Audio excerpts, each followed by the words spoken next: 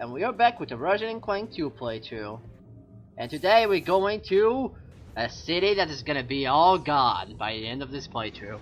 Yes. Forget it because the city is called All Gone City. Funny! What the hell was Insomniac Games thinking? They were thinking of a pawn. They're thinking of money. They also were thinking of money. That's why they just take our money by putting 40,000 fucking boats to go to this planet. God damn it! Oh boy. But this actually, I like this planet. This planet has like my favorite grind rail section of all times in Ratchet and Clank games. Yep. And besides, this place actually reminds me a little bit, not a lot, but a bit of Metropolis. I don't know why.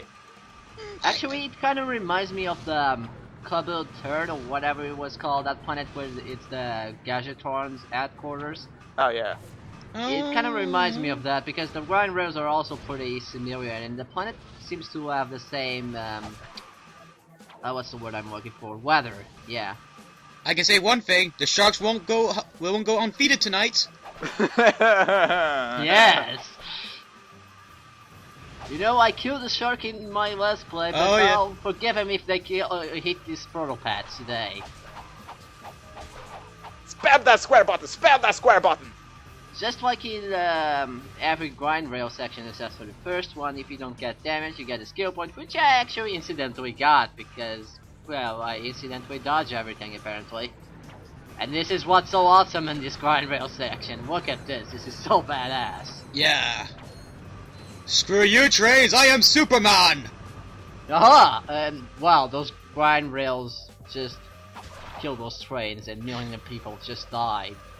Where's Mr. Incredible when you need him? I don't know.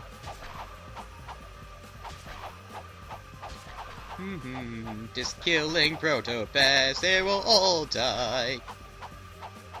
Yeah, I know, right? It's like the easiest way to actually not get damage, just spamming the square button here.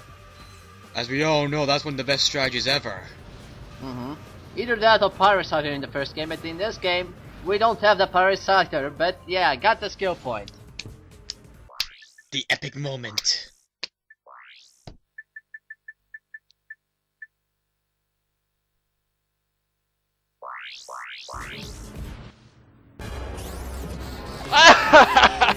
Oh, Clank. Sorry.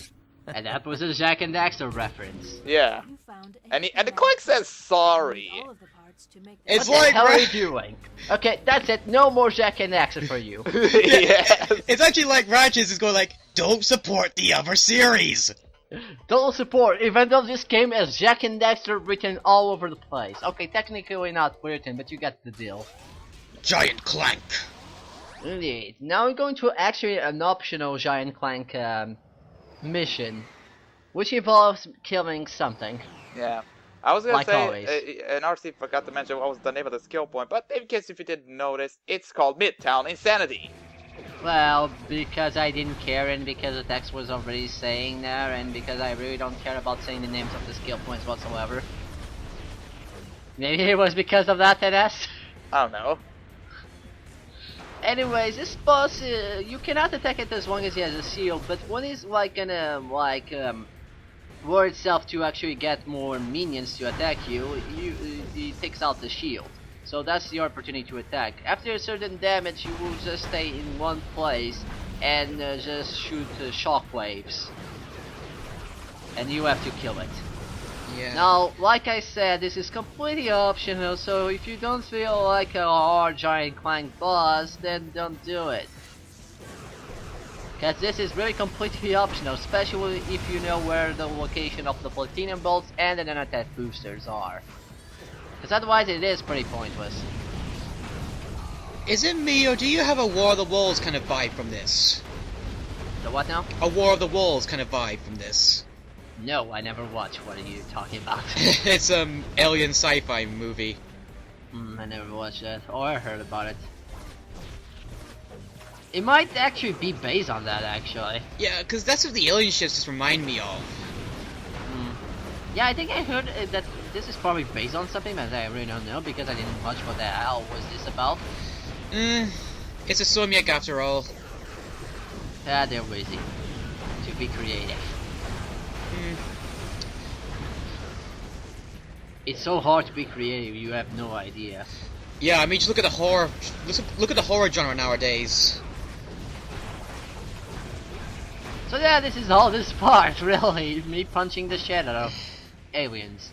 Just kind of weird because we're kind of traveling to planets and we always meet aliens, obviously.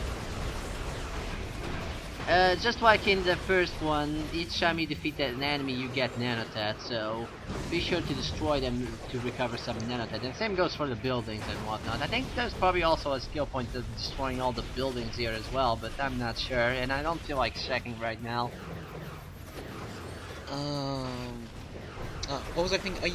Wasn't there something similar like this in Ratchet and Clank 3? The what now? Wasn't there like a similar Giant Clank segment here from Ratchet and Clank 3?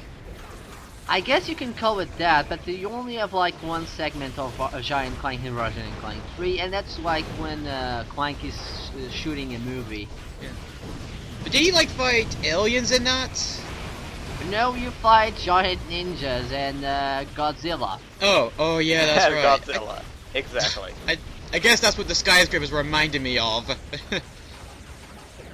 Well, I said the skyscrapers in that one might hurt you because some of them are actually explosive.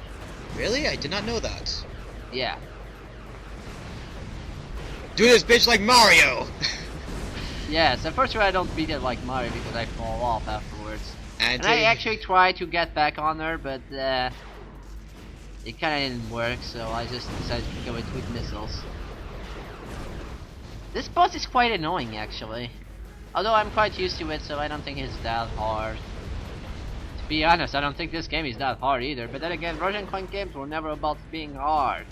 Which makes me beg the question, why is Ratchet and Clank Tools of Destruction considered easy? This game is easier than that. Ratchet and Clank 3 is easier than that. Heck, Ratchet and Clank 1 is easier than that. Why the hell they say Tools of Destruction is easy? Why was that I would the disagree. main complaint? I think Ratchet and Clank 1 is the hardest I've played. Yes, because you got damaged so much. Oh, wait a second, you only got damage for each and every attack. Wow, that was really hard. That's because he didn't have strafing, which he did, but... Well, I'm sorry if I'm used to strafing. My first one was this. Either ways, I still don't get it. Why they say, oh, this game, oh, it was too easy, 7.5. I thought Ratchet and Clank games were easy, and easier than that game, and still got the better score. What was their reason in Tools of Destruction? I don't like Tools of Destruction much, but, you know, it's just kind of stupid that the reason was because it was easy. Now, I know that if you go to the weapon shops, you can just get Nanotat back, but that's fucking stupid, and really, seeing how much they damage you, that actually balance out the damage they fucking do to you in Ratchet and Clank Tools of Destruction. But I guess that's some story for another time, and we defeated the mothership. Yep. And thanks to that, we got a piece of hardware, which is the mapper, which allows us to tell secret locations like the map-o-matic in the first game. Why did they just call it the Map-o-matic? Because Megacorp. Okay. No, that was actually the reason, because they couldn't just call it the same name being in different companies, so they decided, oh, Mapper, there we go. That's what I mean. Our job here is done. Totally not a copy of a Map-o-matic, not at all. Not at all. So anyways, this is all for this part, we'll see you in the next one, bye bye.